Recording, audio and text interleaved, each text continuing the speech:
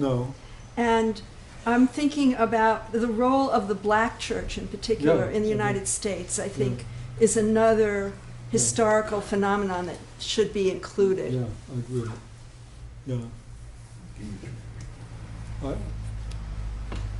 Richard? Should I just, yeah. Yeah.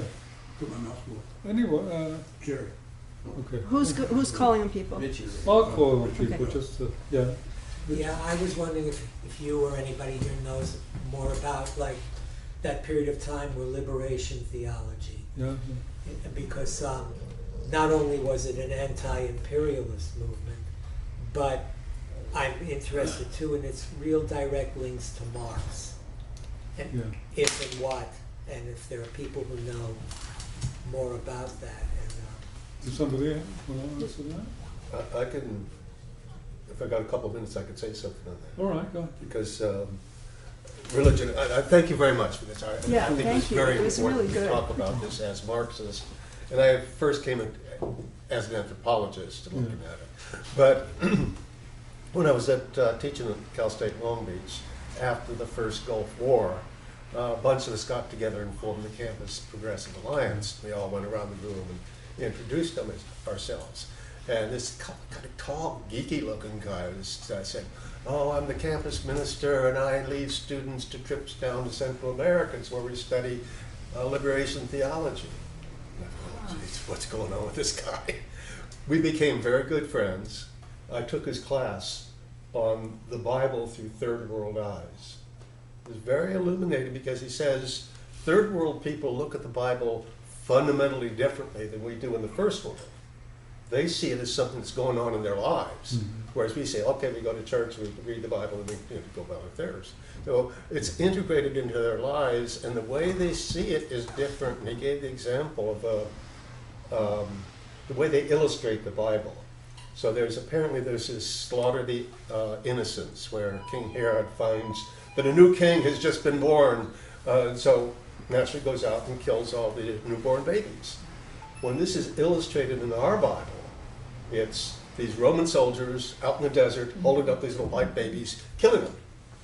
When the peasants in Nicaragua illustrate it, it's in the jungles. And there's all these samosas, National Guard, olive drab, and they're holding up these little brown-skinned babies, and they're slaughtering them. And a whole set of ways in which their approach to the Bible is fundamentally different, and I think, as is the case in the black liberation churches, like Martin Luther King and others, you have a liberation theology, and and I remember what he said: the God of the Bible is a God who makes himself known in the struggle for social justice, which is an interesting idea. So, I mean, just coming at liberation theology, that's one of the reasons I wanted us to talk more about it, because for them, the Bible is a means of liberation, as it was for the early Christians, I think, some people say. Yeah. Well, as you know, the papacy, the Pope, and the central bodies attempted and pretty much successfully crushed liberation theology. Institutionally. The establishment. Yeah. I should have also mentioned and Roger's not here, luckily, the social, what is it, the social reform of the National Council of Churches, the mainstream, there's this trend there of, the Interfaith Council that he's involved in, and on Latin America, and there's quite a bit of that. And, so that's how the class struggle goes on. Oh no, somebody else. Let somebody else do this. Should I call upon people? Okay, you go next. Yeah. Okay. So, Mama's letting me know she's next. Yeah. So I had two things on my mind today. I want to focus on one first and stay off the other one for a minute. Oh, that's all right. After everybody gets a chance to talk, I'll bring up the other one. Can you speak up, Rich, Yeah, please? sorry, okay. We know you can. We've been I there. know. Come on, give me a chance to not lose my train of thought. So anyway, for about the last, I'm going to say 6 months or so, after Gary and I finished Black Reconstruction about the Civil War, post-Civil War, we started reading this book by E.P. Thompson. I'll remember the name in a second. Oh, The Making of the English Working Class. And the word "the making" is critical. And it covers a period from around the Reformism, around 1600, I think, up through whenever, I don't know when the king cut with the Catholic Church, the year roughly. Anybody know? Maybe it's 1688 or 1588, I don't know. Anyway, it's about that period and after that period, especially.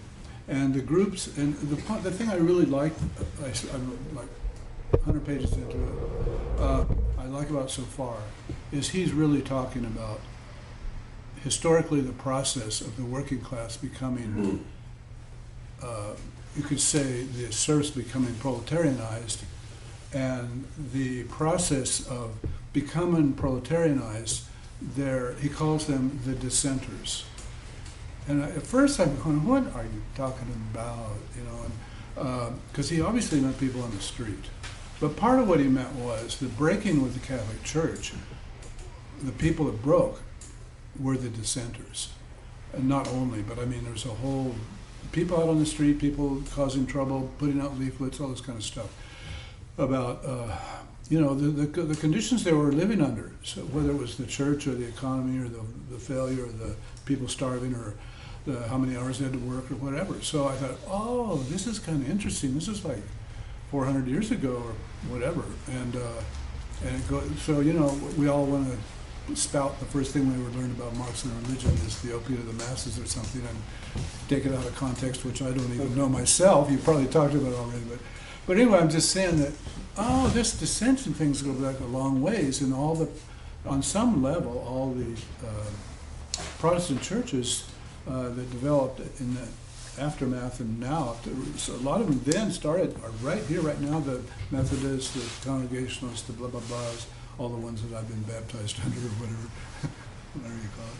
But anyway, I just found it fascinating because he's starting, Thompson, Gary tells me E.P. Thompson was on the Central Committee or whatever it's called of England, you know, in the early 1900s, I forget exactly. He's passed on, I think.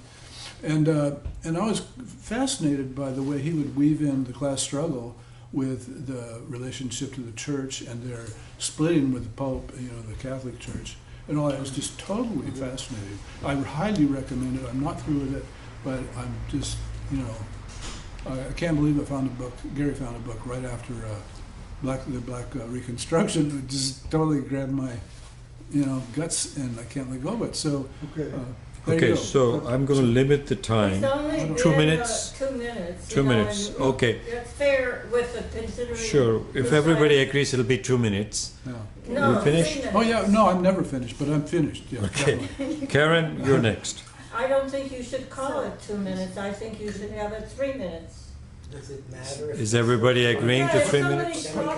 talking. Personally, myself, as the last speaker, I'd rather you call it 2 minutes because I need a discipline to shut me up. I'm honest. You know, I don't organize my thoughts where it's, you know. Okay. Okay, 2 minutes, I'm going to set it up. So go ahead, Karen. So, well, I don't know whether other people read this book by Reza Aslan Zealot, and I mean, it just presents this entirely different view of Christianity and the origins of Christianity based on the very, very slim information that's actually known about Christ, and then surmising from the Roman history of the era what his teachings must have really been. And actually, like, for anybody to call themselves the Messiah meant that they were involved in the active overthrow not only of the Roman occupation, but of the corrupt aristocratic hierarchy in the Jewish temple. And when he was crucified, actually the two people who were crucified next to him were not thieves. That's a mistranslation. They were also insurrectionists. And there were many, many people in that time who were calling themselves messiahs, and they were all being crucified. And that was the main crime that people were crucified for. But the other thing that I thought was really interesting is after Christ's death, I think in the year 66, there was what's called the Great Revolt in Jerusalem. And, you know, there had just been all of this pressure against the Romans, and they were occupied somewhere else, and the Jews actually did overthrow the Roman rule for a very short period of time. But then when the Romans came back in, they came in with a vengeance and just massacred everyone. And it's the destruction of the Second Temple. And basically the entire city of Jerusalem was destroyed. Well, at that point, the few people who were followers of Jesus had to retreat and basically reconstruct. Let her finish what she's saying. Well, they really had to construct a whole new message, because that message of we have to stamp out the Romans, that was like, you weren't going to live long if you said anything like that. And then the other thing, Jesus was probably not a carpenter. He was a day laborer, extremely poor, totally uneducated, and nothing was ever written down by anybody who actually knew or met him. And so it was Paul, who was Greek, off in another area, who started reconstructing this religion as this sort of spiritual Christ who loved peace. But early Estimated images, year when he was doing it? this would have been maybe 100 AD. Oh, really? Okay. Yeah. Yeah, I don't think anything was written about Christ for around 100 years after his death. That's Okay, Norma. You want to respond to that, or just let Norma go? Okay, go ahead. Well, I'm convinced that Christ was a composite of the people that were going around and talking about how horrible stuff life was and how it needed not to be this way. And we're going to, I will save you, or whatever they put forth. It was all these many Meshiachs, the many Messiahs, whatever. To which I add that the Peace and Freedom Party has 90,000 members now, registrants, over 90,000, just increasing because of the terrible times, Along with that, I'll read to you. I copied down this material out of asking about the opiate. We have used the Bible as if it were a mere special constable's handbook, an opium dose for keeping beasts of burden patient while they were being overloaded, a mere book to keep the poor in order.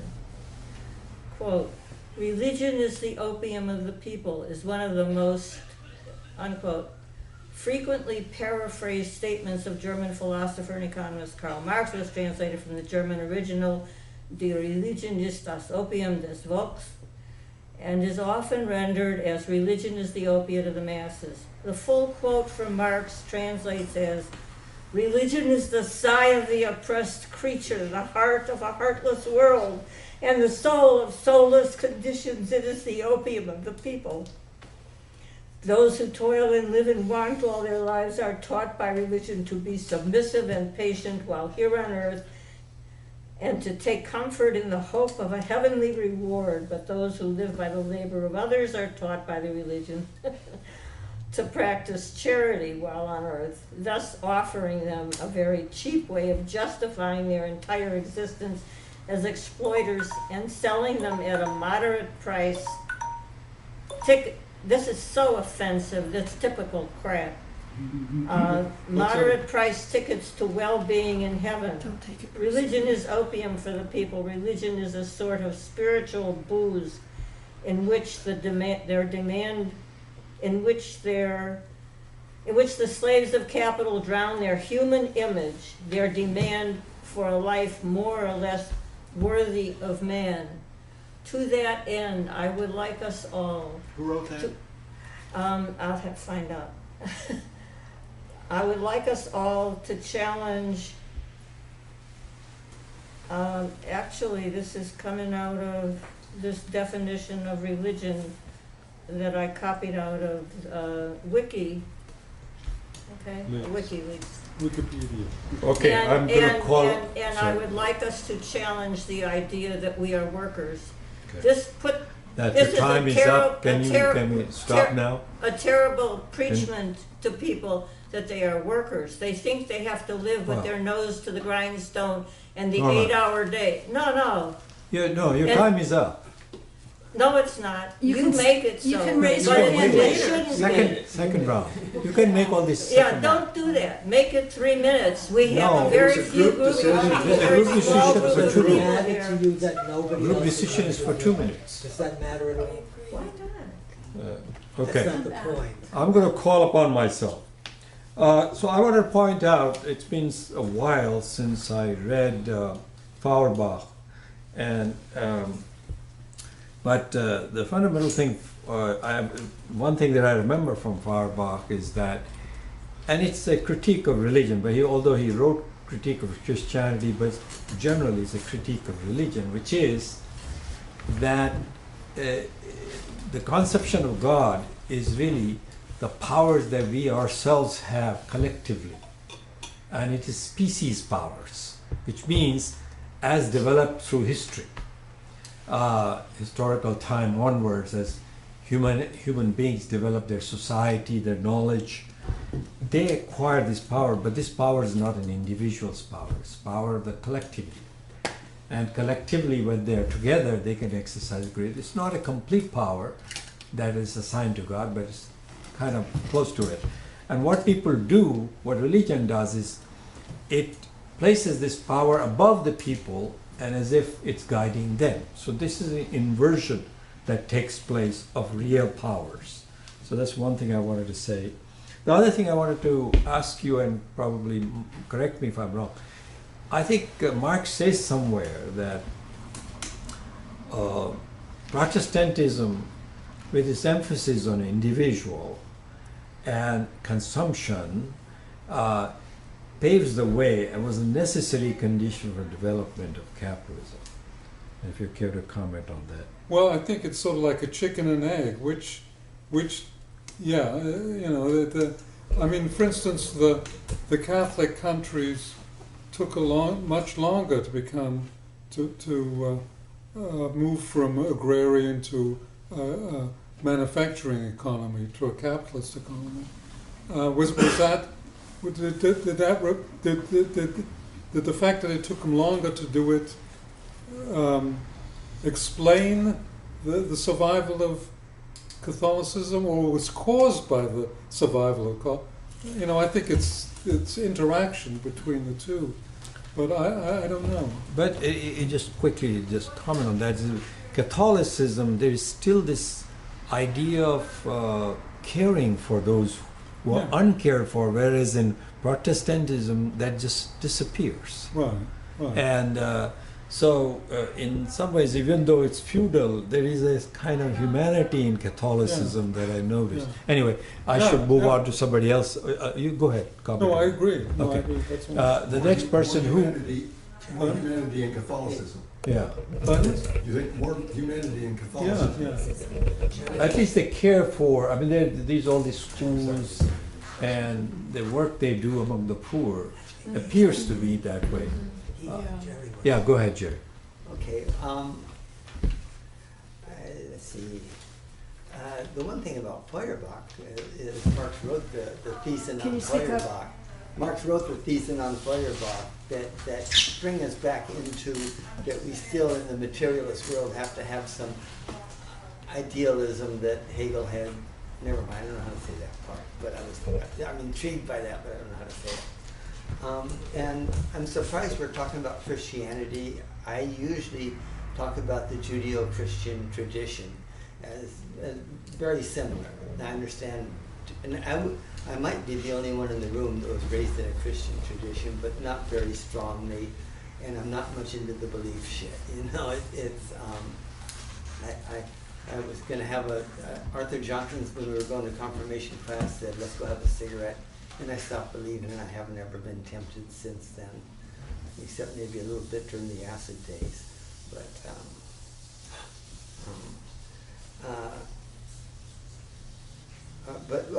the two differences that I find that, I mean, I think Christianity brings us to we being people that can think about this as individuals, as we're doing here. Christianity brought us a lot back, and the Judeo-Christian tradition did, but also the idea of God coming down to man, the whole thing that you have to believe. Belief is a horrible thing, but it's a whole lot where individuals became important enough so that they could be a focus on what on how to look at things. And I kind of with the Christian. And I do appreciate a religion where the Messiah is somebody we're waiting for rather than somebody that was historically a character in the past.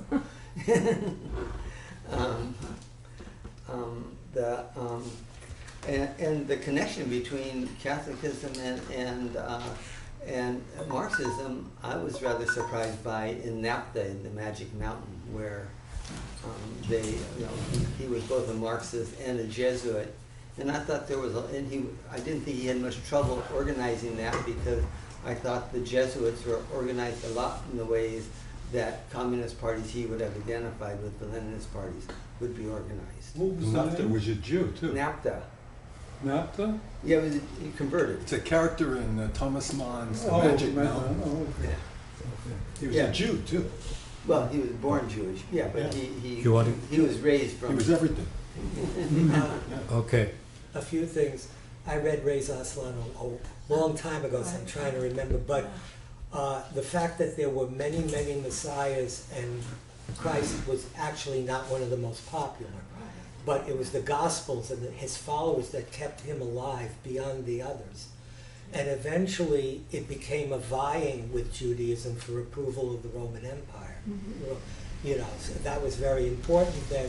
And you could almost say the alignment of any religion with the power structure is what helps keep it going, until it could also permeate that power structure as well. The other thing was the Judeo-Christian. For me, that's always been problematic, because if you look at Jewish history, it's been Christians killing Jews a lot. So suddenly, because of some forces in history, we're now a Judeo-Christian. And I understand some of those roots, but to me, it's always been kind of problematic. In terms of let's say, the decline of religion, is it really declining, or is it morphing more into what different periods of history have had it as a ethno-chauvinistic, nationalistic, religious kind of thing, where you combine those elements, and it usually has a land-based structure, a land-based definition that those groups operate in, but it's now become very much a part of these other movements which we can look at, nativist movements, other things. So I'm just curious about, has religion itself really declined in numbers, or has it transformed? And for example, in Europe, I would say that Europe has always been a religious place, but it defines itself, it's under the guise of a secular Christianity. And the only way that that's ever threatened is when other groups come in and suddenly people get afraid of a tipping point, that their Christian values, which have really always been disguised as secular, feel threatened. Can we jump in and take care of a little business here? We can, yes. Yes, thank you. Just remind you, the Mormon